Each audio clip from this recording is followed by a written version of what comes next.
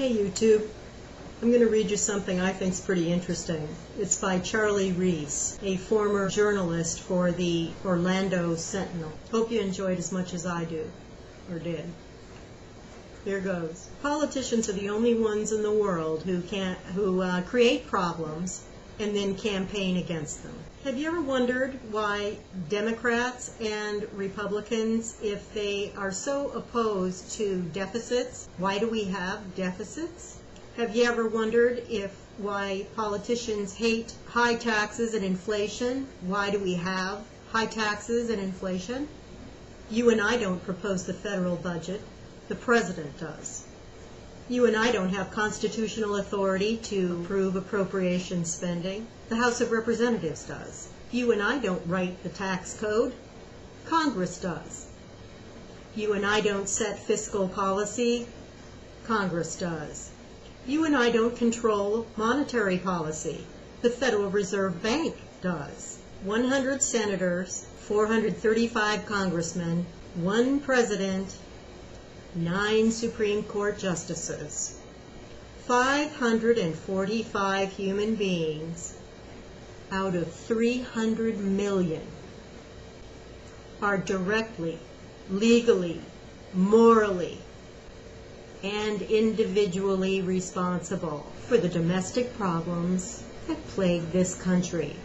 I exclude members of the Federal Reserve Board because that problem was created by Congress. In 1913, Congress delegated its constitutional duties to provide sound currency to a federally chartered but private central bank. I exclude all special interests and lobbyists for a sound reason. They have no legal authority. They have no ability to coerce a senator, a congressman, or a president to do one cotton-picking thing. I don't care if they offer a politician $1 million in cash. The politician has the power to accept or reject it, no matter what the lobbyist promises. It's the legislator's responsibility to choose how he or she votes. Those 545 human beings spend much of their time trying to convince you that what they did is not their fault. They cooperate in this common con regardless of party. What separates a politician from an ordinary human being? An excessive amount of gall. No normal human being would have the gall of the speaker to stand up and criticize the president for creating deficits. The president can only propose a budget.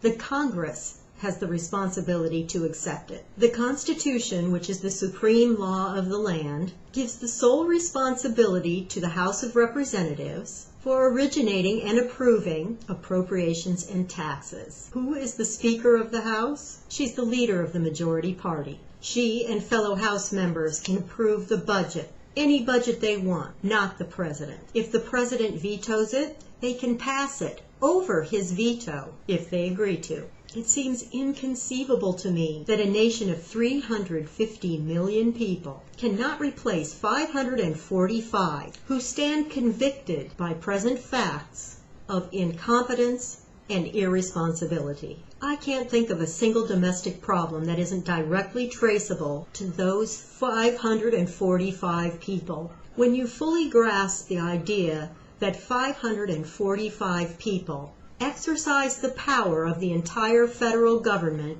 then it must follow that what exists is what they want to exist. If the tax code is unfair, they want an unfair tax code. If the budget's in the red, they want it in the red.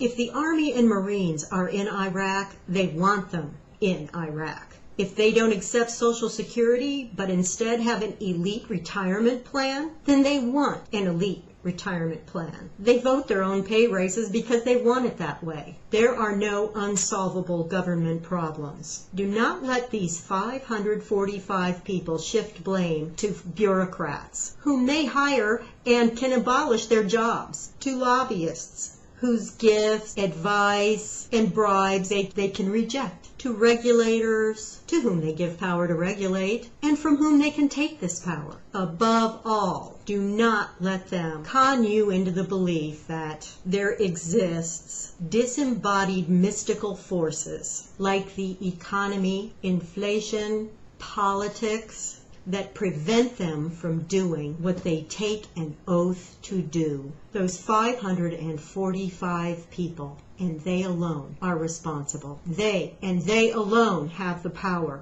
They and they alone should be held accountable by we the people, who are their bosses, provided the voters have the gumption to manage their employees. We should vote them all out of office and clean up their mess. Over and out. Peace.